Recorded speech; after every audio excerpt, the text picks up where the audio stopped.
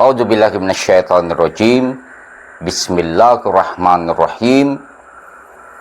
Wassallallahu ala sayyidina Muhammad wali tayyibin at-tahirin. Aqulu lakum ya ikhwah jami'an. Assalamualaikum warahmatullahi wabarakatuh.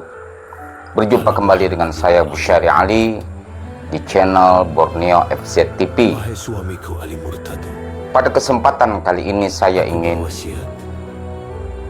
menyampaikan masih berkenaan dengan Sayyidah Fatimah Zahra alaihassalam, yaitu wasiat paling pedih dari putri Rasulullah dalam narasi Ali Syariati. Angin malam Madinah berhembus pelan, membawa aroma tanah yang baru saja disapu senja. Di ujung kota, pada sebuah rumah kecil yang pintunya mulai rapuh, lampu minyak masih menyala. Cahaya itu bergetar pelan seakan hendak padam namun menolak menyerah.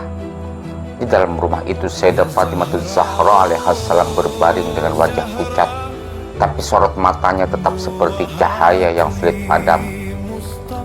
Ali Syariati pernah menyebut Sayyidah Fatimah sebagai suara kesunyian yang menggugat.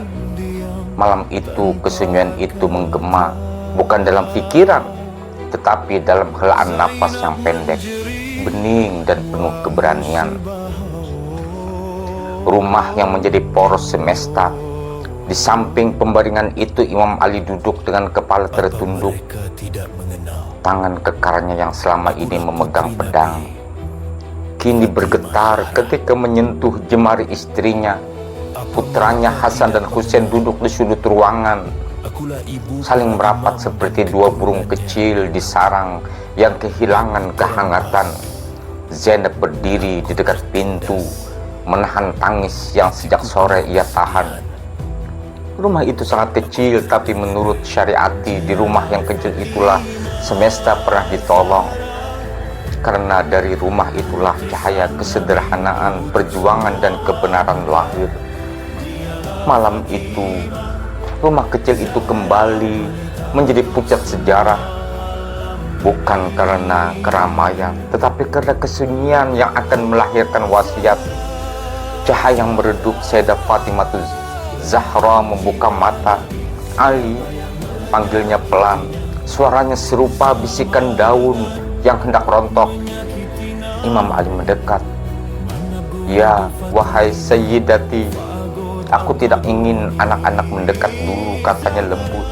Ada hal yang ingin ku sampaikan kepadamu, bukan tentang luka, bukan tentang diriku, tapi tentang jalan setelah aku tiada.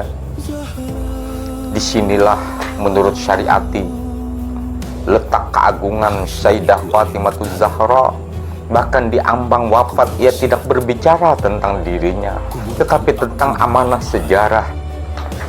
Imam Ali mengangguk, menahan isak yang tak pernah ia tunjukkan bahkan di medan perang.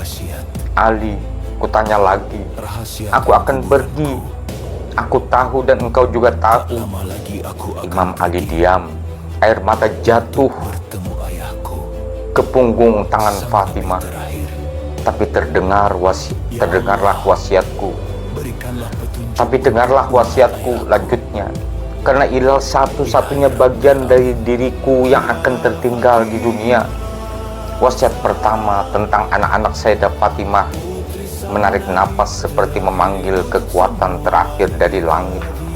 Ali, janganlah Hasan dan Husain, jagalah Hasan dan Husain. Mereka bukan sekedar anak kita, mereka adalah cahaya Nabi, amanah terakhir yang beliau titipkan kepadaku. Suara Sayyidah Fatimah bergetar. Aku ingin mereka tumbuh bukan sebagai pewaris rumah kita, tetapi pewaris kebenaran. Syariati menulis bahwa dalam kata-kata terakhir Fatimah tampak kedalaman visi sejarahnya. Ia melihat jauh ke masa depan, melihat Karbala walau belum terjadi, melihat penderitaan Hasan meskipun belum tiba.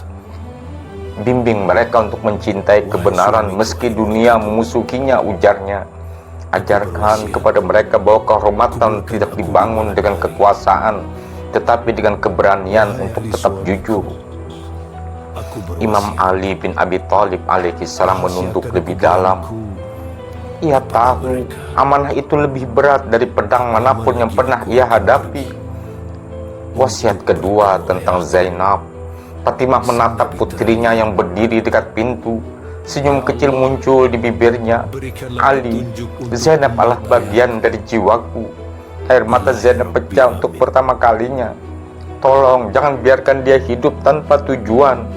Ajarkan kepadanya untuk berdiri ketika dunia runtuh. Ajarkan dia untuk menjadi suara ketika semua suara dibungkam. Sayyidah Fatimah tahu dan Syariati sering menekankan bahwa Zainab adalah warisan batinnya.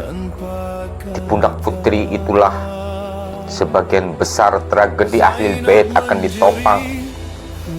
Zainab akan membutuhkanmu lebih dari siapapun, katanya lirih. Bimbing dia, karena suatu hari nanti semua dunia akan bergantung pada keberaniannya. Kemudian wasiat ketiga tentang dirinya. Fatimah menutup mata sebentar, seakan berbicara kepada dirinya sendiri. Ketika ia membukanya kembali, sorot matanya tenang. Ali, aku ingin sesuatu darimu, tapi mungkin inilah bagian tersulit. Imam Ali mendekat, suaranya serak ketika berkata, perintahkan apa saja, wahai cahaya Rasulullah. Aku ingin engkau menguburkan aku di malam hari. Imam Ali terkejut, mengapa? Mendidah mencintaimu. Mereka akan berduka. Sayyidah Fatimah menggeleng pelan. Ada yang mencintaiku, tapi ada juga yang menyakitiku. Aku tidak ingin mereka yang menjolimi rumah ini berdiri di atas pusaraku. Suasana ruangan berubah hening. Inilah wasiat yang paling agung dan paling menyayat. Jangan biarkan mereka hadir di pemakamanku. Jangan biarkan mereka mengklaim cinta yang tidak pernah mereka tunjukkan. Kuburkan aku diam-diam seperti benih yang ditanam dalam keheningan. Menurut Syariati, itulah bentuk protes paling sunyi dalam sejarah. Tidak dengan suara, tidak dengan senjata, tidak dengan marah, tetapi dengan kepergian yang penuh kesadaran. Sayyidah Fatimah Zahra melanjutkan, jika mereka bertanya, biarkan mereka mencari, biarkan sejarah yang berbicara. Imam Ali alaihissalam menggigit bibirnya untuk menahan tangis. Aku juga ingin kau tidak menangis di dekat kuburanku, wahai Ali. Bukan karena aku tidak ingin engkau sedih, tetapi karena aku ingin engkau tetap tegar.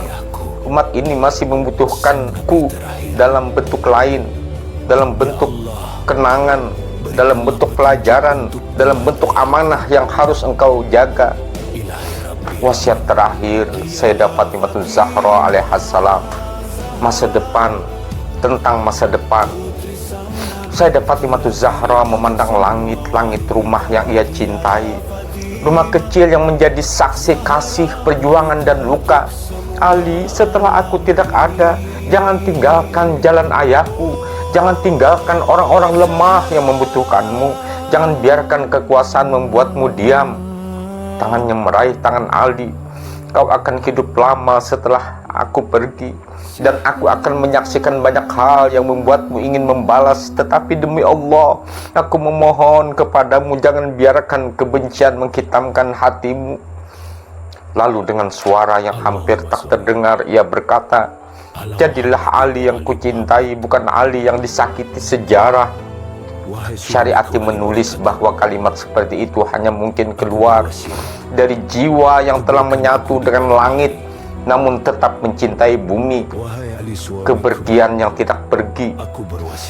Sesudah wasiat itu, Sayyidah Fatimah Zahra memanggil anak-anaknya.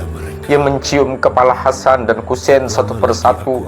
Ia memeluk Zainab Arab, seakan menitipkan seluruh cahaya dirinya kepada putri itu.